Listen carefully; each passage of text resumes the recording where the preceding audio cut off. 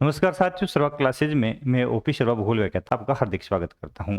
साथियों, कक्षा 12 के विद्यार्थियों के लिए अपने चैप्टर शुरू कर रखा है 70 2025 और 26 के लिए। मुख्य रूप से बोर्ड के जो परीक्षार्थी हैं उनके लिए किस तरह से अपन सिलेबस पूरा पढ़ें और किस तरह से तैयारी करें ताकि संपूर्ण सिलेबस जो है अपना कवर भी हो जाए और बोर्ड के अंदर अपने जो मार्क्स है वो अधिक से अधिक यानी 100% अंक अपन भूगोल में प्राप्त कर सकें। तो इसके लिए आपका अपना सर्वा क्लासेज यूट्यूब चैनल जो है आपको संपूर्ण ज्योग्राफी उपलब्ध करवाता है। तो सभी साथी आपके अपने सर्वा क्लासेज यूट्यूब चैनल जो है उससे जुड़े, चैनल को लाइक शेयर सब्सक्राइब कर लें। आज अपन बात करते हैं भारत लोक और अर्थव्यवस्था के मुख्य रूप से भू संसाधन और कृषि चैप्टर 3 उसका पार्ट 4 भू संसाधन और कृषि जो है उसके चैप्टर 4 की चर्चा करने वाले हैं। तो सभी साथी क्लास को अवश्य शेयर करें और सब्सक्राइब तो आपने कर ही रखा है, अन्य साथियों को भी सब्सक्राइब करवाएं प्लीज। इन्हीं शब्दों के साथ में क्लास शुरू करते हैं। दर्द को अपनी ताकत, दर्द को अपनी ताकत है, हार को अपनी सीख बना लो।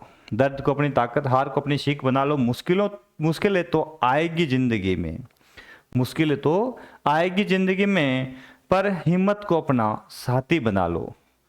रास्ते खुद ही मिल जाएंगे, बस मन में हौसला रखो या मन में हौसला जगा लो। पीछे न हटो कोशिशों से, पीछे न हटो कोशिशों से,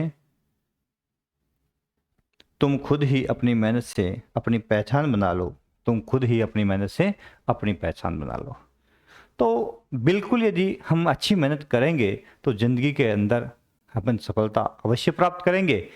यदि मेहनत अपन नहीं भी करेंगे तो वो कहते हैं ना कि बिन मेहनत के कुछ मिलने वाला नहीं है ना। इसलिए लाइफ में यदि सफल होना तो मेहनत करनी पड़ेगी भाई। ठीक है, चलो शुरू करते हैं क्लास का।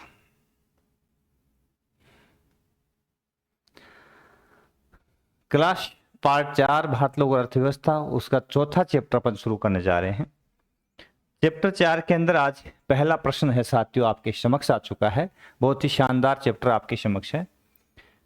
प्रश्न 72 यहाँ जो बना है वो किस तरह का प्रश्न बना है और कैसे हमें इसका उत्तर लिखना है ये सीखना है। स्वतंत्रता से पहले भारतीय कृषि किस श्रेणी की थी? तो वास्तव में आजादी से पहले भारतीय जो कृषि है वो परंपरागत तरीके से की जाती थी और ये जीविकोपार्जन कृषि का रूप था। सिर्फ आजीविका के लिए, आजीविका के लिए खेती करते थे। मुख्य रूप से खाद्यान्न बोते थे। किसके लिए? आजीविका के लिए, उदर पूर्ति के लिए खेती करते थे। मुख्य रूप से खाद्यान्न बोते थे, यानी लोग ये सोचते थे कि अपन खाद्यान्न बो करके और खाद्यान्न से अपनी आजीविका का निर्वाह कर लेंगे, क्योंकि खाने की समस्या थी। आजादी से पहले देश के सामने जनता के समक्ष यदि अकाल पड़ जाता तो भूखमरी की बड़ी समस्या आ जाती थी। उस भूखमरी को कैसे दूर किया जाए इसका अपने पास में कोई उपाय नहीं था, इसलिए खाद्यान्न ही बोते थे और जीविकोपार्जन कृषि है वो करते थे। ठीक है, दूसरा अगला प्रश्न, स्वतंत्रता के बाद सरकार खाद्यान्न उत्पादन बढ़ाने के लिए कौन से उपाय किए? तो सरकार के समक्ष समस्या खाद्यान्न की थी कि देश की जनसंख्या तीव्र गति से बढ़ रही थी। 1951 से 81 का जो समय है देश में जनसंख्या विस्फोट का समय रहा है और इस विस्फोट के समय में मुख्य रूप से जनसंख्या जिस गति से जिस तेजी से बढ़ी है तो उसके लिए खाद्यान्न की आवश्यकता महती थी। अब उसको कैसे पूरी किया जाए? तो मुख्य रूप से उसने क्या किया, व्यापारिक फसलों की जगह खाद्यान्न फसलें जो है उनको उगाना शुरू किया, क्योंकि खाद्यान्न की महती आवश्यकता थी। कृषि गहनता को बढ़ाया गया, यानी सिंचाई की उपलब्धता बढ़ा करके कृषि गहनता है उसको बढ़ाया गया। अधिक से अधिक पैदावार, संकर किस्म के बीज यानी उन्नत किस्म के बीज, रासायनिक खादों का प्रयोग करके मुख्य रूप से जो उपज है उसको बढ़ाया गया। कृषि योग्य बंजर भूमि और प्रति भूमि को कृषि योग्य बनाया गया, यानी जो खाली जमीनें पड़ी थी जो कृषि योग्य थी और जिसपे खेती की जा सकती थी उनको तैयार करके और उनको कृषि योग्य बना लिया। ठीक है ना, क्योंकि आवश्यकता थी और आवश्यकता ज्यादा थी तो जरूरत थी कि हम जनता की जो खाद्यान्न की आपूर्ति है कैसे करें, तो उसको इस प्रकार से पूरा किया गया। यानी खाद्यान्न बोए गए, बंजर भूमि या जो खाली पड़ी जमीन थी जो खेती लायक हो सकती थी उसको खेती के लायक बनाया और कृषि गहनता को बढ़ाया गया। अधिक से अधिक फसल उत्पादन है उसके ऊपर बल दिया गया। अगला प्रश्न क्या बनता है देखो, 74 IADP का पूरा नाम क्या है? तो IADP इंटीग्रेटेड एग्रीकल्चर है डिस्ट्रिक्ट प्रोग्राम, है ना। गहन कृषि जिला कार्यक्रम, तो ऐसे कार्यक्रम सरकार ने क्यों चलाए, वही है देश में कृषि उत्पादन बढ़ाने के लिए और लोगों की खाद्यान्न की आपूर्ति करने के लिए और कृषि विकास के लिए मुख्य रूप से इन कार्यक्रमों की आवश्यकता पड़ी। ठीक है, अगला है IAAP का पूरा नाम लिखिए, तो इंटीग्रेटेड एग्रीकल्चर एरिया प्रोग्राम, तो गहन कृषि क्षेत्र कार्यक्रम। अब संपूर्ण देश के अंदर है ये कार्यक्रम क्यों चलाने पड़े, क्योंकि सभी देश जो थे, देश के सभी जो क्षेत्र थे वहां समान रूप से कृषि का विकास नहीं हो रहा था। कई ऐसे प्रदेश थे जैसे कि पंजाब, हरियाणा, पश्चिमी उत्तर प्रदेश, जहां सिंचाई की सुविधा अच्छी थी, क्योंकि हरित क्रांति के बाद में वहां पे सबसे अधिक लाभ हुआ था।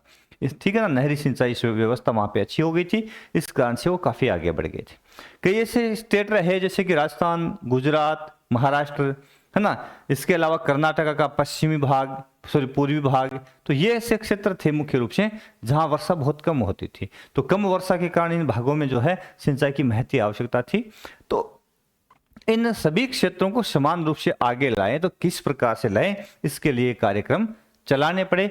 IAAP चलाना पड़ा और दूसरा IADP चलाना पड़ा। ठीक है, अब ये कार्यक्रम क्या है, तो विस्तार से तो अपने सिलेबस में फिलहाल नहीं है, लेकिन फिर भी कभी आगे अपन अन्य सिलेबस है, जैसे कि अपने लेबर असिस्टेंट की वैकेंसी आएगी, जियोग्राफी का सिलेबस अपन डालेंगे, जल्दी ही डाल देंगे, संपूर्ण सिलेबस उसका कोर्स भी डाल देंगे, तो विस्तार से चर्चा और करेंगे। अगला प्रश्न, 1960 के दशक में गेहूं और चावल की किस्में किन देशों से मंगवाई गई।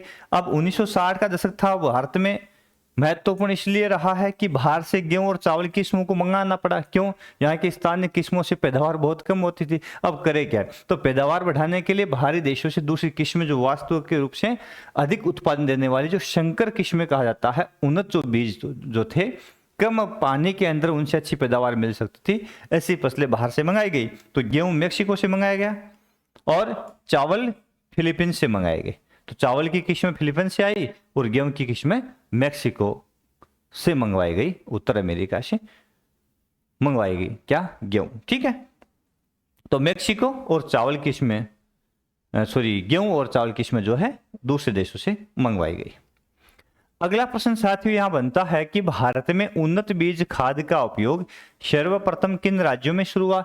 तो उन्नत खाद बीज का प्रयोग सबसे पहले, क्योंकि हरित क्रांति का जो शुभारंभ साथियों होता है ना, वो हालांकि संपूर्ण देश के लिए हरित क्रांति कार्यक्रम शुरू करने पर बल दिया गया था, लेकिन कुछ राज्यों तक ही उसका लाभ हुआ। अब किन राज्यों तक उसका लाभ होता है, तो पंजाब, हरियाणा, पश्चिमी उत्तर प्रदेश, आंध्र प्रदेश, गुजरात आदि राज्यों में मुख्य रूप से उन्नत बीज और खाद का उपयोग बढ़ा। क्यों, क्योंकि इन देशों में ही मुख्य रूप से हरित क्रांति जो है उसका अधिक लाभ मिला था। अब ये स्टेट है, तो इनके अपन लोकेशन देख लेते हैं, किन किन राज्यों की बात की अपन ने। जैसे पंजाब की बात की, तो पंजाब स्टेट जो है यहां पे भी हरित क्रांति का अधिक लाभ मिला।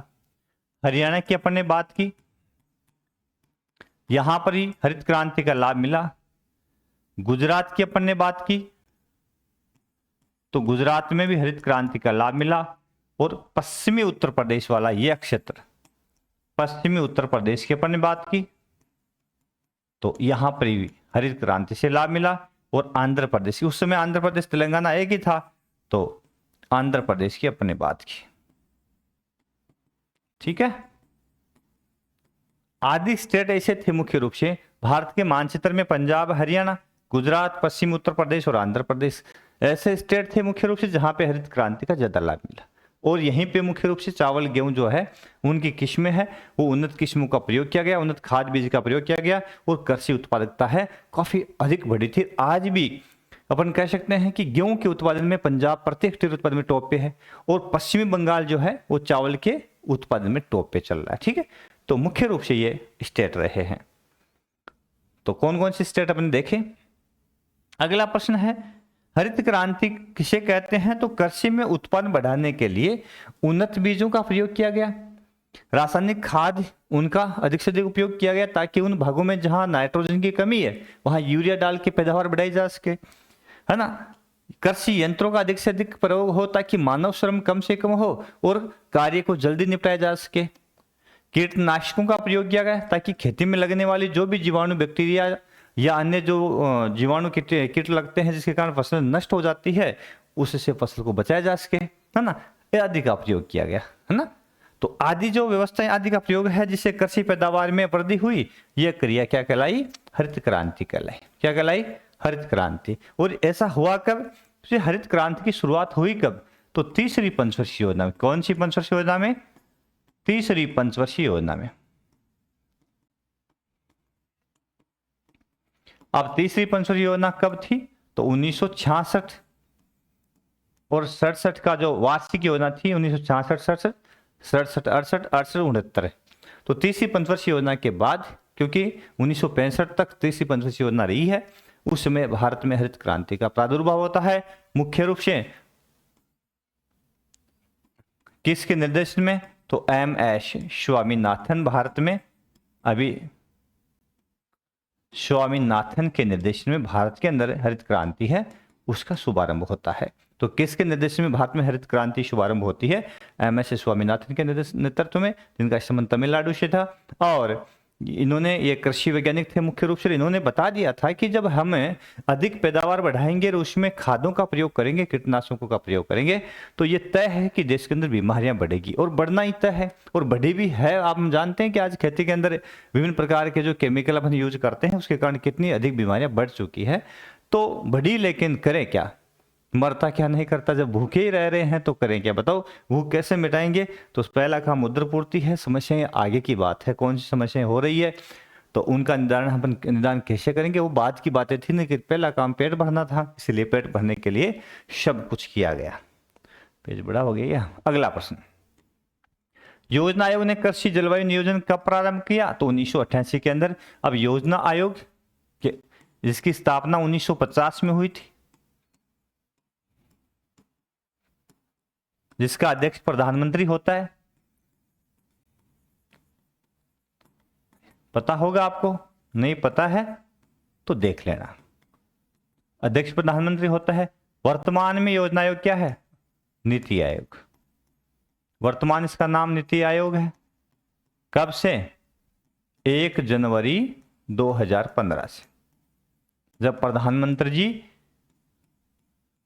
देश के प्रधानमंत्री जी नरेंद्र भाई मोदी जी बने, उस समय उन्होंने योजना आयोग का नाम बदल दिया गया और क्या कर दिया गया? नीति आयोग। ठीक है, 1 जनवरी 1915 से। अगला प्रश्न है कि उदारीकरण की शुरुआत कब होती है? तो 1990 के दशक। अब उदारीकरण है क्या? तो उदारीकरण के तहत क्या हुआ था? सभी देशों ने, विश्व के विभिन्न देशों ने अपने क्षेत्र के अंदर विभिन्न प्रकार की जो नियमावली थी, जैसे विदेशी व्यापार कितना क्या करना है, यानी तो विदेश नीति थी एक प्रकार से। उदारीकरण क्या है? एक प्रकार की विदेश नीति। इस उदारीकरण के तहत अंतर्राष्ट्रीय संबंधों को मजबूत करने के लिए, अंतर्राष्ट्रीय संबंध को मजबूत करने, व्यापार बढ़ाने के लिए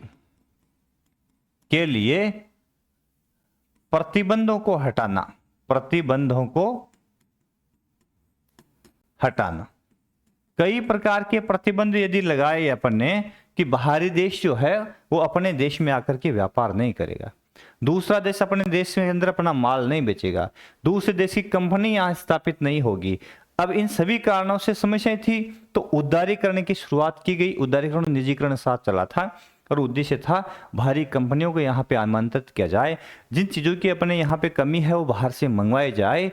तो ये कब होगा? जब हम सीमा शुल्क घटा देंगे, इसके अलावा कर मुक्त व्यापार करेंगे, इसके अलावा सीमा के ऊपर अन्य देश को आने जाने के लिए किन वस्तुओं का जो व्यापार करना है उसके लिए उस शर्त उसके साथ में अपन एक प्रकार से कहीं समझौता कर लेंगे, उस कंडीशन में होगा। तो यही किया गया था, इसी का नाम उदारीकरण है। कब? 1990 के दशक में। अगला प्रश्न, सतत कृषि के लिए राष्ट्रीय मिशन क्या था? तो सतत कृषि के लिए राष्ट्रीय मिशन मुख्य रूप से क्या था? तो सतत कृषि के लिए राष्ट्रीय मिशन कृषि को अधिक विशिष्ट बनाना है, स्थायी बनाना है, पारिश्रमिक और जलवायु के अनुकूल बनाने के लिए स्थान विशिष्ट एकीकृत कृषि प्रणालियों को बढ़ावा देकर उपयुक्त मिट्टी और नमी संरक्षण के उपायों को के माध्यम से प्राकृतिक संसाधन का संरक्षण करना है। तो हम क्या करेंगे, खेती भी तो करेंगे। और कृषि करने के साथ साथ इस मिशन का उद्देश्य क्या था कि कृषि के साथ साथ तो हम क्या करेंगे, विशिष्ट कृषि को और अधिक विशिष्ट बनाएंगे। अब विशिष्ट का मतलब क्या हो जाएगा, खेती उत्पादन ज्यादा देगी, खेती नुकसानदायक नहीं होगी, ठीक है ना। दूसरा, स्थान विशिष्ट एकीकृत कृषि प्रणाली, अलग अलग प्रदेशों के अंदर, देश के अंदर आज भिन्नता है, मिट्टियों की भिन्नता है, जलवायु की भिन्नता है, वर्षा की भिन्नता है, तो कई प्रकार की भिन्नता है। तो स्थान विशिष्ट एकीकृत कृषि प्रणाली अपनाएंगे। गुजरात में अलग कृषि प्रणाली होगी, पंजाब में अलग कृषि प्रणाली होगी, है ना, क्योंकि दोनों की धरातलीय स्वरूप के अंदर, वर्षा के वितरण के अंदर, तापमान के अंदर काफी भिन्नता पाई जाती है, तो ये चेंजेस पाए जाएंगे। तो इन सभी प्रणालियों को अपना करके और उपयुक्त मिट्टी और नमी संरक्षण उपाय अपनाएंगे ताकि सिंचाई की कम से कम आवश्यकता हो और कम पानी के अंदर अधिक पैदावार प्राप्त कर सकें। इन सब उपायों को अपना करके प्राकृतिक संसाधनों का संरक्षण करने का तरीका ही मुख्य रूप से क्या था, सतत कृषि के लिए राष्ट्रीय मिशन था। ठीक है, अगला प्रश्न देखो। बोले भाई अगला कौन सा प्रश्न है, देखिए 82वां, भारत किसान पोर्टल क्या है। अब भारत सरकार ने एक पोर्टल शुरू किया है, ठीक है, और वो पोर्टल क्या करता है, ऑनलाइन सूचनाएं किसानों को प्रोवाइड करने के लिए मुख्य रूप से, जैसे कि कौन सी योजनाएं सरकार की चल रही है, उन योजनाओं से किस प्रकार के अपन कौन कौन से लाभ जो है अपन ले सकते हैं, उन लाभों के संदर्भ में। इसके अलावा किसान विभिन्न प्रकार की कृषि संबंधित समस्याओं पर चर्चा भी कर सकता है, उसके लिए अनेक प्रायोजित कार्यक्रम भी चलते हैं, आपको पता है आकाशवाणी पे भी चलते हैं और टीवी पे भी किसान वाणी के नाम से चलते हैं। तो यही सारी सूचनाओं के लिए सरकार ने एक पोर्टल तैयार किया, उसका नाम भारत किसान पोर्टल है ना। तो कृषि से संबंधित किसी भी जानकारी के लिए किसान पोर्टल की शुरुआत की गई। ये एक प्रकार का मंच है जहां पर किसान को कृषि से संबंधित विभिन्न जानकारियां प्रोवाइड करता है। क्या देता है किसानों के लिए, बीमा, कृषि भंडारण, ऑनलाइन अपन फसल बीमा करते हैं आजकल, और यदि फसल किसी कारण से आपकी खराब हो चुकी है तो सरकार हमें वो बीमा उपलब्ध करवाती है कि नहीं। और किसान अब है उस कर्ज में डूब करके मजबूर नहीं है कि यदि फसल नष्ट हो गई तो वो कर्ज में डूब गया और मजबूर हो गया किसी क्रिया के लिए, ऐसा नहीं है ना। इस पोर्टल के माध्यम से आप बीमा करवा सकते हैं ऑनलाइन, और फसल का बीमा जो है उसकी राशि भी आपको उपलब्ध हो जाती है।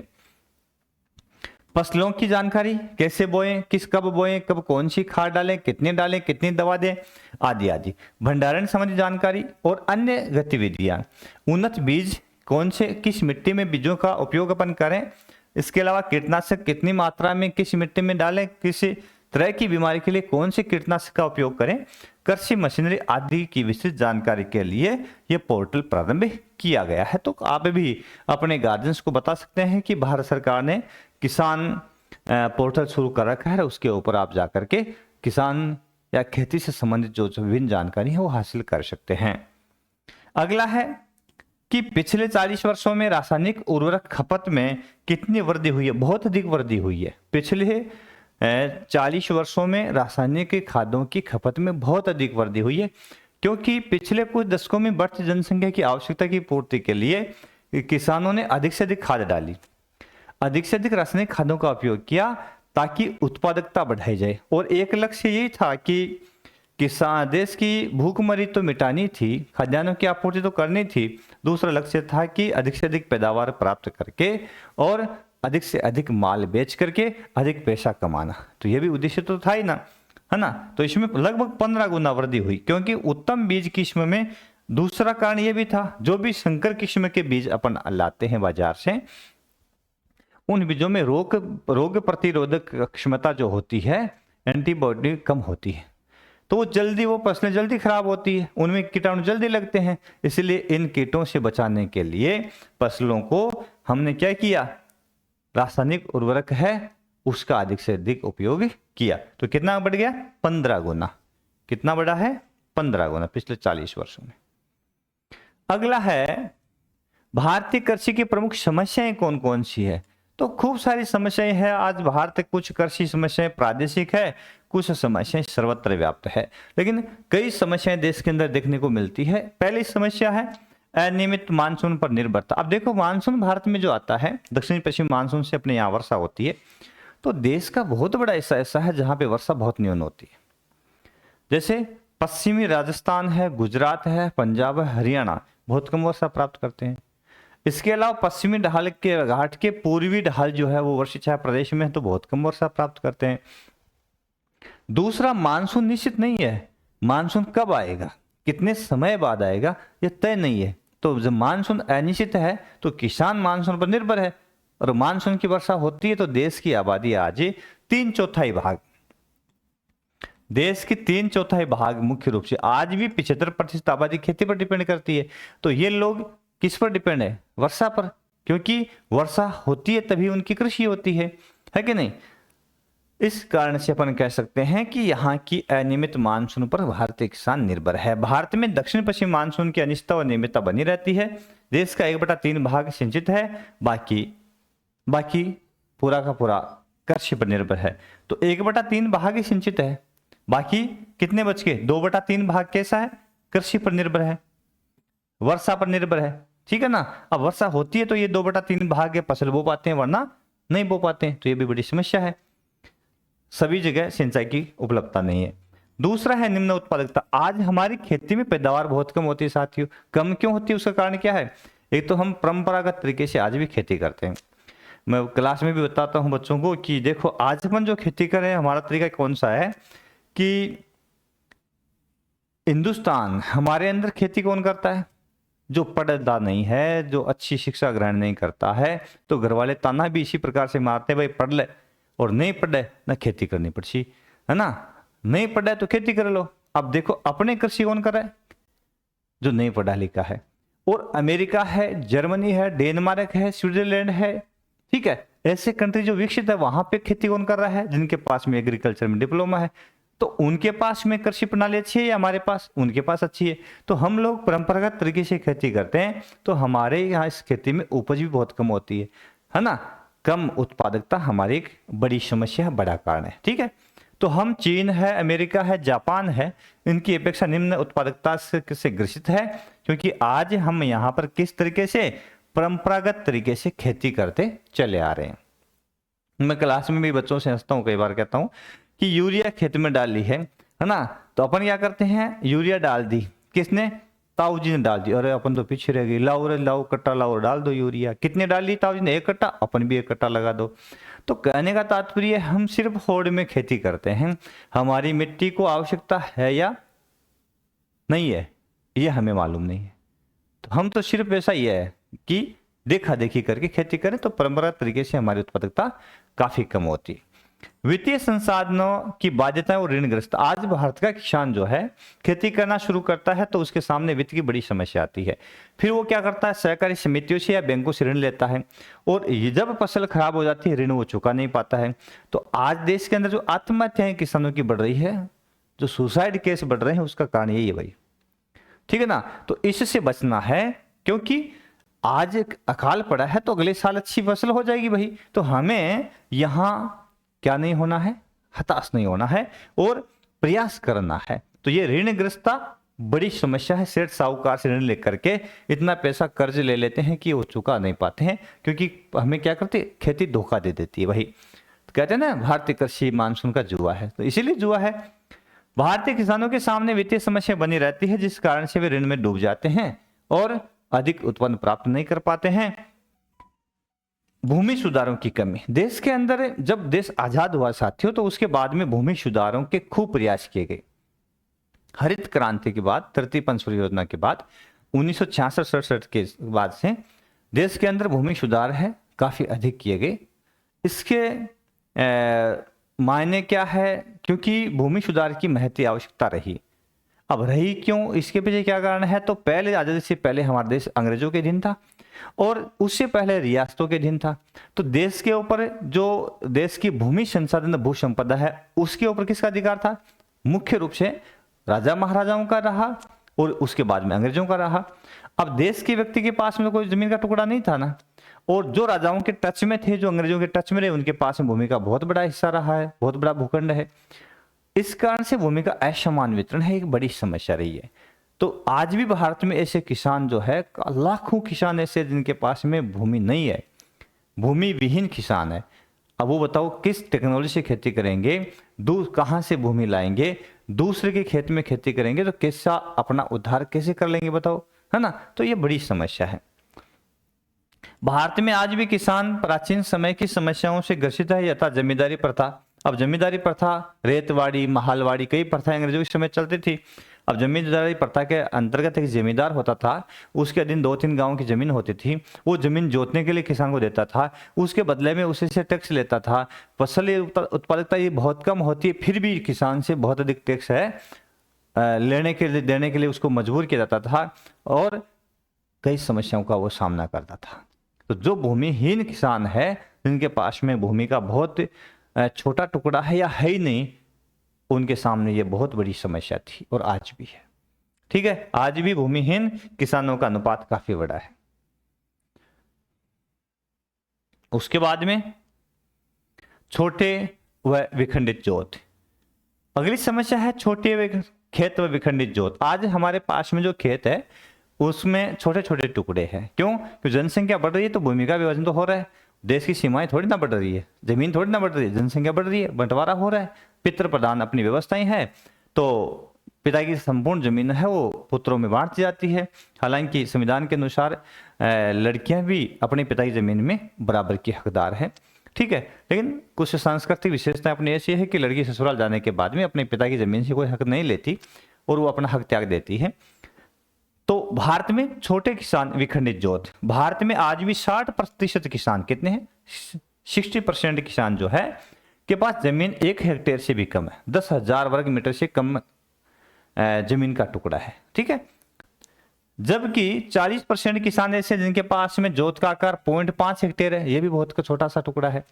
ठीक है, तो अपन कह सकते हैं कि भारतीय किसान के अंदर जो खेत है वो छोटे है।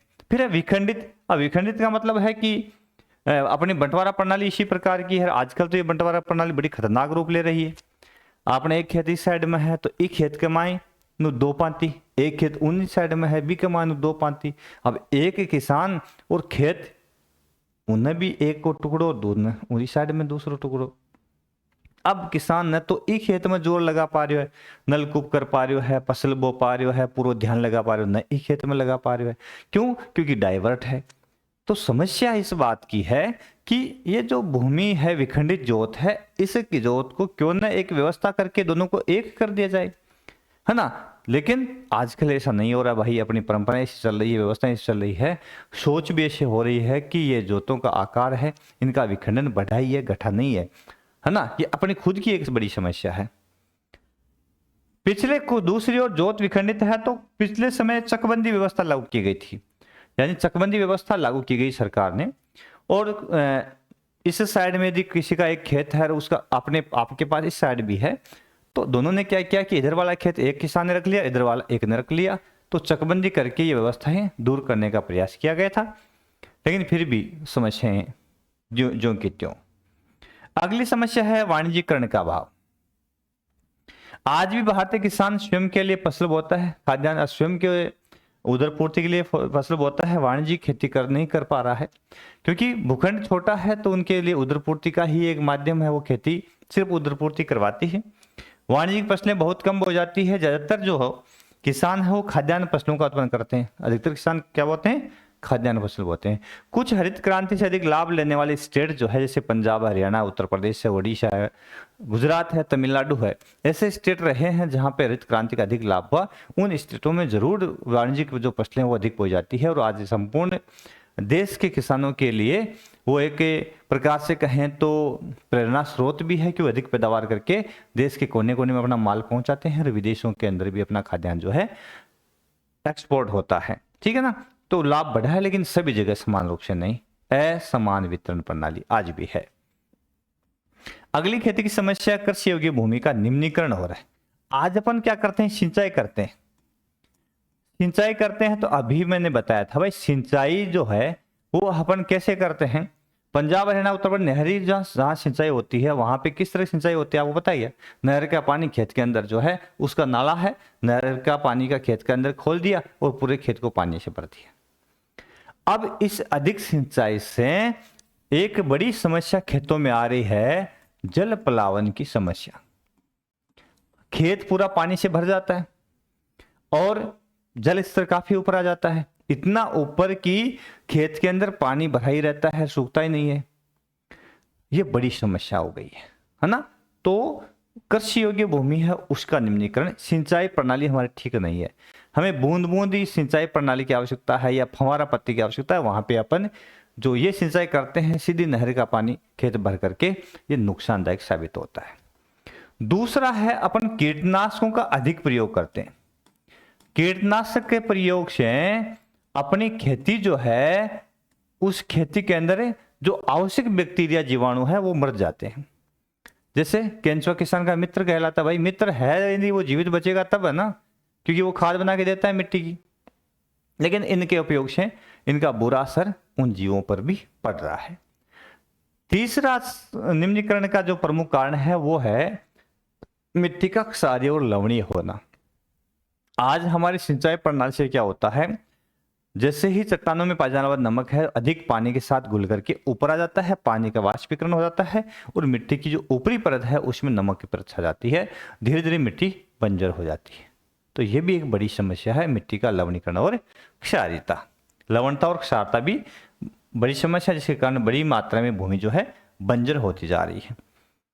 ठीक है, इन सब के अलावा जल अपरदन और वायु अपरदन भी बड़ी समस्या है। जिन भागों में प्राय अधिक वर्षा होती है वहां पे जल अपरदन के द्वारा मिट्टी की ऊपरी जो परत है वो उड़ करके चली जाती है, और जहां हवाएं अधिक चलती है वहां पर भी मृदा अपरदन की, वायु के द्वारा अपरदन की बड़ी समस्या है। तो ये सब कारण है जिसके कारण हमारी मिट्टी है वो निम्नीकृत हो रही है और आने वाले समय में ये विकराल रूप धारण कर रही है। आने वाले समय में यदि समस्या ऐसे ही बनी रही तो खेतों का बहुत बड़ा भाग जो है, भूमि का टुकड़ा जो है, बहुत बड़ा भाग जो है वो बंजर हो जाएगा और देश के सामने कृषि प्रणाली जो है, कृषि जो है उसके अंदर एक बड़ी समस्या सामने आ जाएगी। तो आवश्यकता है कि इन सब समस्याओं से कैसे अपन निजात पाए। अगला धन्यवाद। तो धन्यवाद साथियों, यह चैप्टर कंप्लीट होता है भू संसाधन और कृषि वाला। 4 चैप्टर्स के डाले मैंने, संपूर्ण टॉपिक आप तक पहुंचा दिए हैं। सर्वा क्लासेज आपका अपना यूट्यूब चैनल है, उसको प्लीज सब्सक्राइब अवश्य कर लें।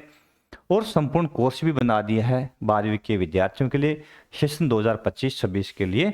तो सभी साथी है, आपका अपना सर्वा क्लासेज एप्लीकेशन है गूगल प्ले स्टोर से, उसको डाउनलोड कर लें और मोबाइल नंबर से लॉगिन होकर के, और ज्योग्राफी का जो एनसीईआरटी का कक्षा 12 का कोर्स है, 2 कोर्स है, एक फ्री ऑफ कॉस्ट है लेकिन 7 दिन चलेगा, उसके बाद में एक्सपायर होता है तो दोबारा उसको लेना होता है।